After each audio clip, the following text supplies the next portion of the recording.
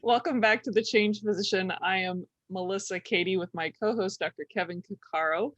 And today we're going to talk a little bit about what really matters. So I guess how do we even evaluate this? I think, this conversation stemmed off of just our random chatter about, day-to-day life and what we contend with and, making decisions. And many times our bandwidth might not have the time to kind of like make those little minutia decisions. And but I think it would be good to maybe discuss, because this started out of talking about how a fire, of all things, a potential fire, your house burning down, makes you really think about what matters. So, Kevin, do you want to start off with maybe the thoughts you had on what started to really matter to you, or what you thought mattered after thinking about the house burning down? Yeah, no, I think when we're talking about what really matters, I guess the other way to frame it would be like what really matters about stuff, right? And that'll definitely branch into different things. But it was a stuff thing. Like, what is it that's important? And we had talked about a fire, and for whatever reason, long time ago, someone had said, or I'd heard it somewhere about, like, if your house is ever going to burn down, or people that have had their house burned down, the things that they have the most difficulty with aren't like, whatever, your fancy plates or this car or whatever. It was photo albums back then, because this was 20, 30 years ago. So photo albums. And I was like, that really hit me, because it was super true at the time.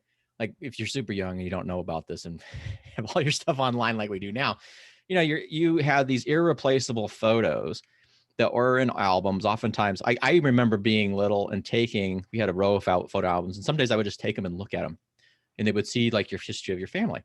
Mhm. And to lose those, I could see how that would be catastrophic in many ways, because you're losing memory. Yeah. But then, as that led into when we were talking about before we started recording, is our house. Well, it didn't almost burn down, but we had the fear that it was. And that was, we were actually we were over at a friend's house at a gathering, and all of a sudden we smelled smoke and we heard this stuff. And their house is actually in the forest. And I'm like, oh my God, we're going to burn down at their house. But it ended up the forest fire was really close to our house, which is on the edge of town. And we couldn't get back home. They'd closed off all access to the streets. Police were there, blah, blah, blah. You could see the fire on the hill. And all I can think of is our house is going to burn down. And what changed between then and now, we have photo albums, but very few. Most of the photos we already have, they're online. And for me, you're thinking, okay, there's some irreplaceable kind of heirloomy stuff. But really, if you kind of think about it, most of us have a bunch of junk that maybe is heirloomy, but a lot of it has no, it's like your grandma's blah, blah, blah, blah. Unless you were really close to your grandma, it's Yeah. old. Who really cares, right? But for me at that time, what I was thinking about was their computer, which sounds stupid. It's a computer. It's modern.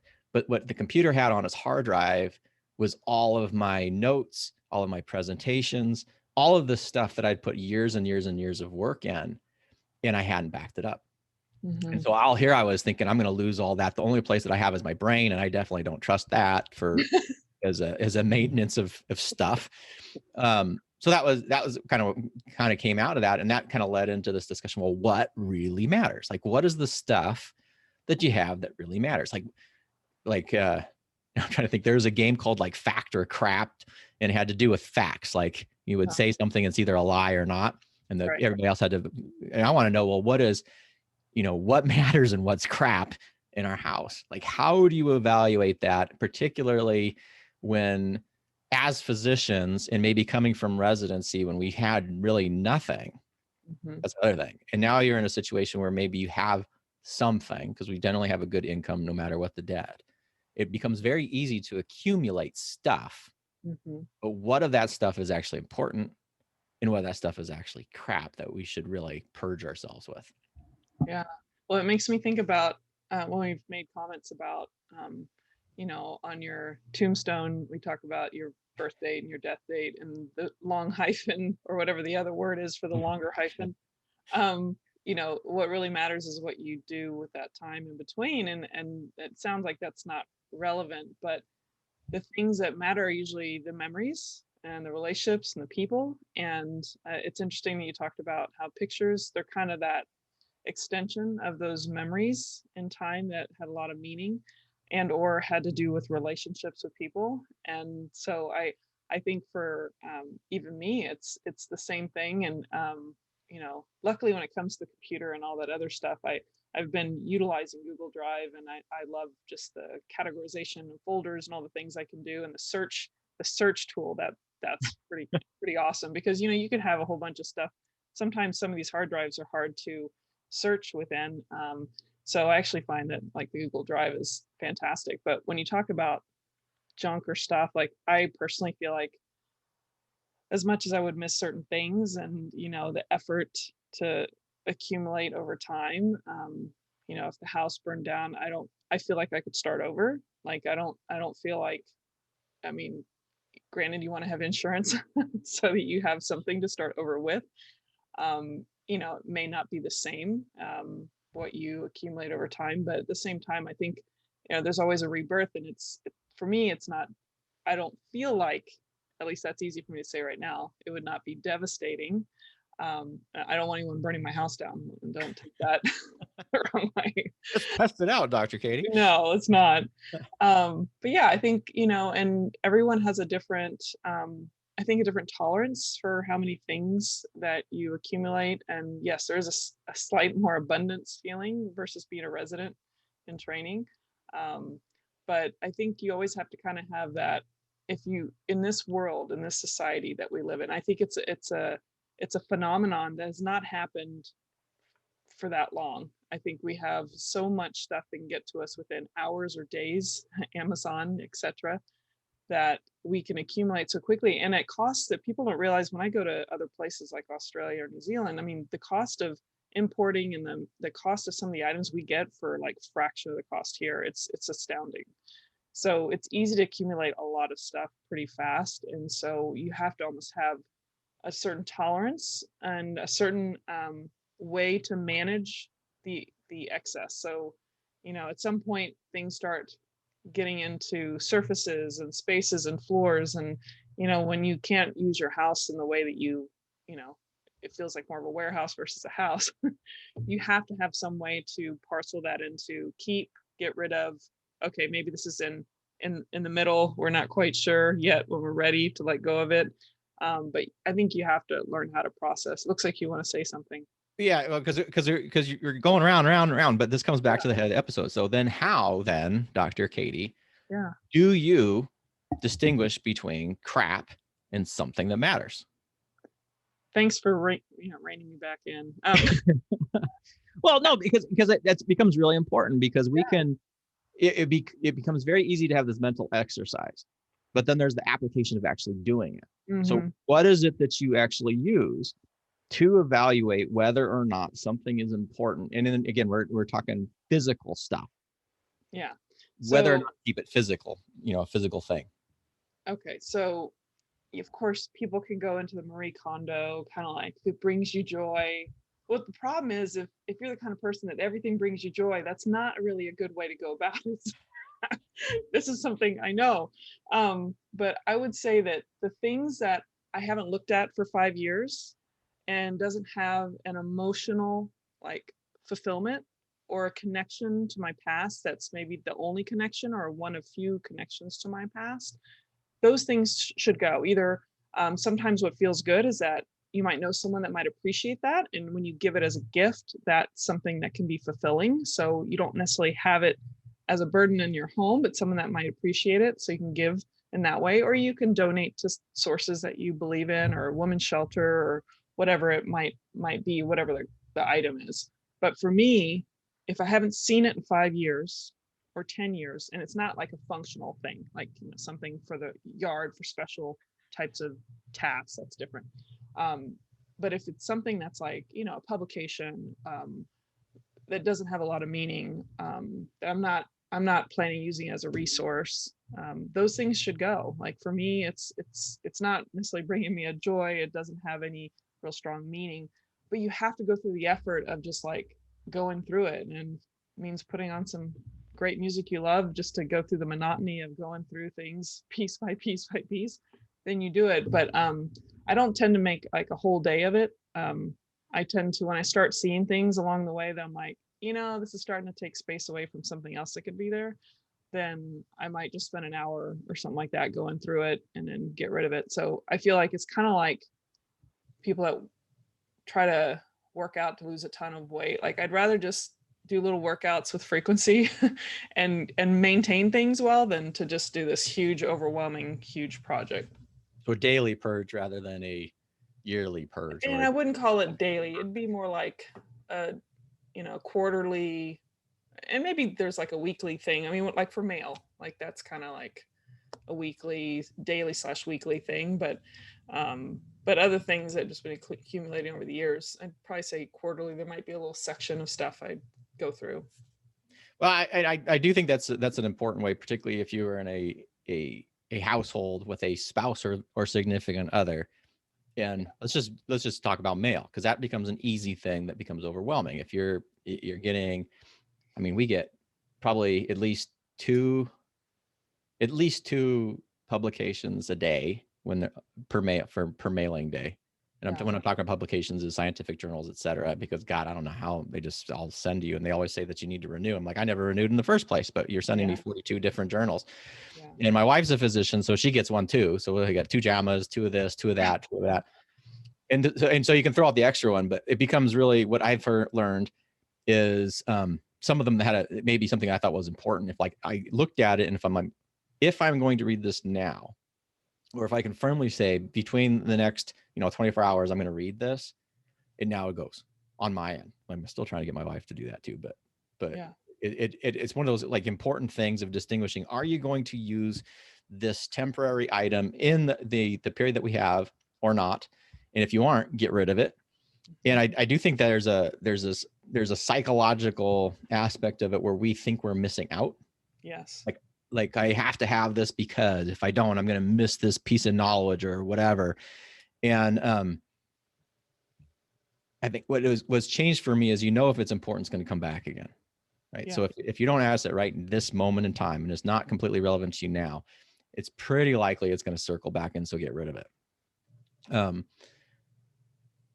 Other things I think are much more difficult to kind of do that evaluation thing. And you brought up Marie Kondo. And I think that is a really, for those of you who have not heard of Marie Kondo, she was this huge phrase, and also tells you, if you are interested in entrepreneurship, you can build a business around anything. Because this is now a multi-million-dollar empire based on throwing stuff out of your house. Seriously, right? That's what it's about, is like this thing. And apparently everybody has all this crap. Now, of course, I'm looking around me and I have a bunch of crap. So yeah, obviously there's a huge there's a huge market for this thing. Yeah. But I like the interesting thing she had, and it was the whole spark joy thing. You hold the thing up, you look at it, and then do you have this connection or not? Is it sparking joy? And if it doesn't spark joy, you get rid of it. You, though, brought up the point of, what if everything sparks joy? So I did not read her book.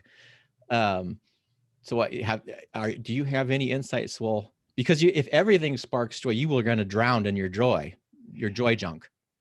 We can call it joy, can't we? Joy junk? Hey, you can call it joy junk, I guess. But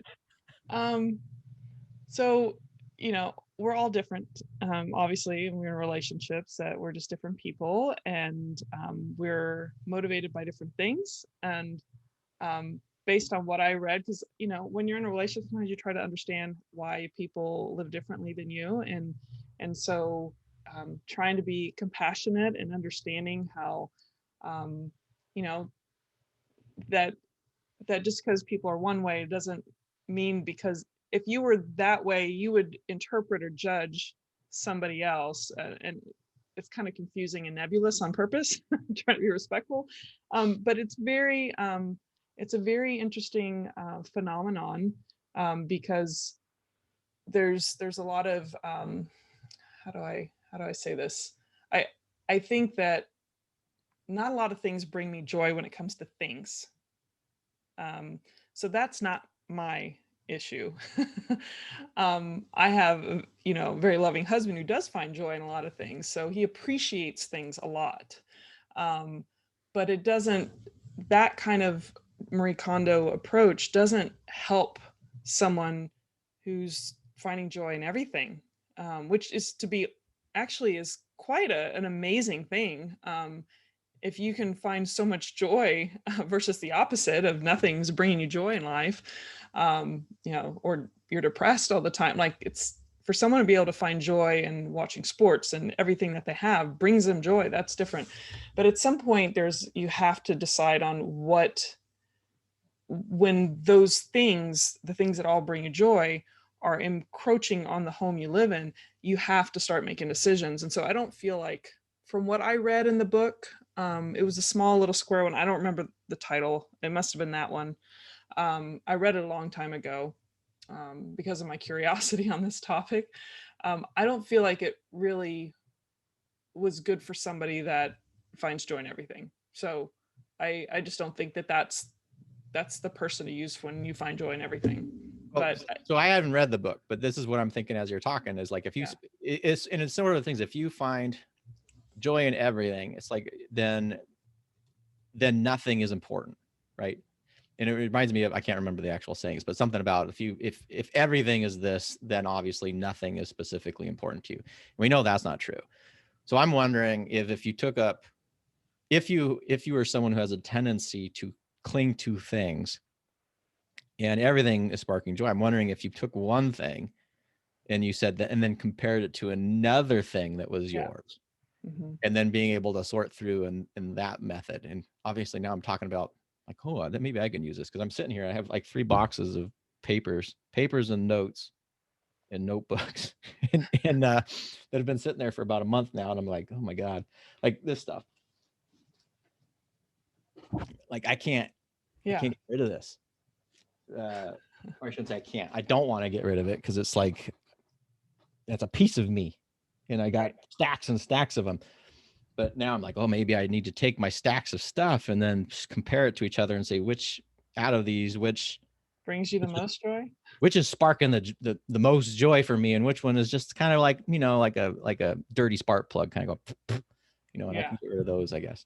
Well, a lot of physicians, I've seen so many, well, of course there's charts and other kind of work stuff, but I think a lot of physicians have a lot of paperwork when it comes to work. But I think there's, you're not the only one. I mean, I've got some stacks and I keep thinning it out over time, trying to find that kind of like what you just said. But I just pulled up a blog that was talking about the KonMari method. Why I say KonMari? Marie Kondo. It should be the Con. Oh, KonMari method. But it's saying these few steps as: be committed, imagine your ideal life before you start, tidy by category, not location, discard before you reorganize, do the easiest things first, keep what sparks joy. But to me, it's, some people have anxiety or fears about letting it go. And I don't feel like I read enough about guiding you through that emotion. Yeah. Well, and that makes me kind of think about, because it's the same thing. Okay, we're talking about what really matters. What really matters when it comes to material items. But there's an overlap here from a conceptual basis, that maybe that people who are really good at condoing things or whatever, or the spark joying things, may also be the people who don't need it most. That's what I'm wondering. And because it made me just think what you said about this whole this whole idea of organization. What's the like getting things done, or GTD method and blah blah blah.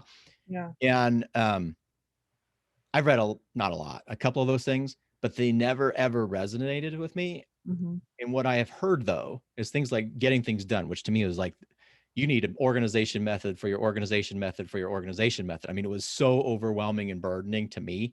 I was like, this is insane. But if you are already somebody who likes to organize things, they jump all over that like it's no business. And it just kind of makes me wonder, is like so much of this stuff that resonates, then in many ways it resonates with the people who may not need it as much as someone else. So maybe when we're talking about condoing, so if you're a condoer person out there, tell me whether or not, let us know at the change position that it fundamentally changed your life. Like you were struggling with it, and then all of a sudden you heard this and it made a big fix, versus if you were somebody that maybe was already good at sorting and this just made it a lot easier for you to do. Because now, I'm very curious on that. Yeah. So it's interesting because I think of, when I think of, it's a kind of a cognitive, like step-by-step, just do this. But what's inherently implied by that? It's implying that you trust her approach. You trust that it's going to be okay if you follow these steps. But if the overwhelming sense of loss or anxiety or fear or discomfort of letting go is what's driving the challenge with actually implementation, then it's really hard to implement. So I think there should be another layer. And if someone knows that there's some other resources out by her, because we didn't do a deep dive into her, I'd like to know, because it's an interesting invisible and tangible issue that actually in a lot of parts of life, what really matters, not just the things, but when we want to make change, that's the subconscious and what's behind it all, and what's driving a lot of this hesitation or challenge. I think it's really important. You know, it's Thoughts? because you said that, and so of course I had to Google, and there are some writings. It's actually, this is like actually fascinating, right? Because for the people who have clinical problems with like hoarding, it's like 2 to 5% of population deals with compulsive hoarding disorder, apparently. Yep. It doesn't work really well because of this. Like, there's this quote: because my mother would eagerly and happily explain to Marie Kondo how wonderful and happy all of her things were. Exactly. So yeah, I guess this kind of moves into the realm of when we're trying to distinguish between, what is really worth having or not. I guess all these anything is going to be on a spectrum, and there's going to be a clinically small percent of people, or not clinically small percent, a small percent of people that what we're saying is not going to resonate at all. Right. But I do think for those of us who don't have a hoarding issue, I think being able to evaluate, I know I'm going to have you explain this because you didn't explain it yet, what it is for if you have something that is an item, what about that item makes you want to keep it for long periods of time versus being able to discard it readily?